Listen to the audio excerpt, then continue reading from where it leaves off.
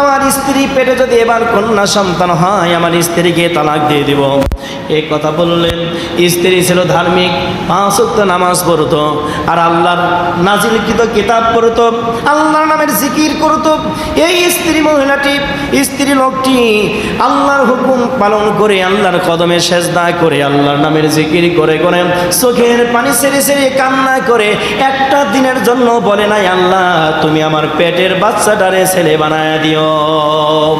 একটা দিনের জন্য এমন বলে নাই, বরং এমনভাবে কান্না করেছে, আল্লাহ তাআলা আমার স্বামীর অন্তরে ছেলের চাহিদা, মেহেরবানি করে তুমি আমার স্বামীরে হেদায়েত দান করে দাও। আমার স্বামী যেন ছেলের কথা ভুলে যায়। তুমি যেটা দিবা আমি রাজি আছি, ছেলে দাও মেয়ে দাও আমার কোনো আপত্তি নাই। তবে আমার আপত্তি হলো তুমি আমার স্বামীর অন্তর থেকে ছেলের কথা ভুলিয়ে দাও, আমার স্বামীরে তুমি হিদায়াত নসিব করে দাও।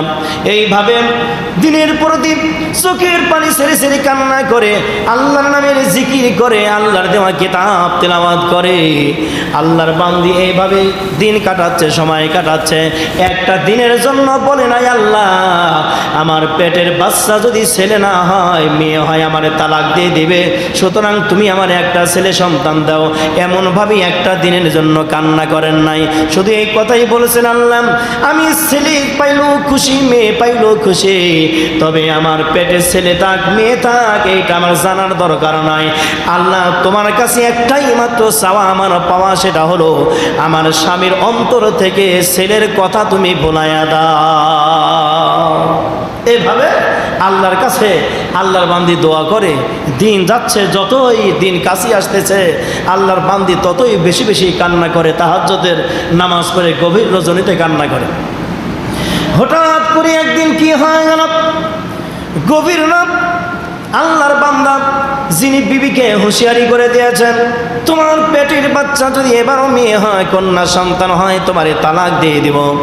এই লোকটি গভীর রাত্রে ঘুমের মধ্যে স্বপ্ন দেখে এই লোকটি ইন্তেকাল করেছে, মারা গিয়েছে।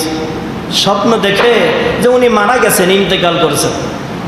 মারা যাওয়ার পরে এবার ফেরেশতারা এসে আল্লাহর বান্দাকে ধরে নিয়ে জাহান্নামের দিকে নিয়ে চলে যাচ্ছে। আর একদল ফেরেশতা বলতেছে, হো আল্লাহর ফেরেশতারা এই ব্যক্তিকে কোথায় নিয়ে যাও? বলে জাহান্নামের দিকে নিয়ে যায়। কেন? বলে দুনিয়াতে এত অপকর্ম, এত অন্যায় অপরাধ করেছে, এত পাপ কাজ করেছে, আল্লাহ রাব্বুল আলামিন আল্লাহর এই বান্দারে জাহান্নাম দিবে, জাহান্নাম বাজেট হয়েছে। স্বপ্ন দেখে এই স্বপ্নের মধ্যেই ওই রহমতের ফেরেশতা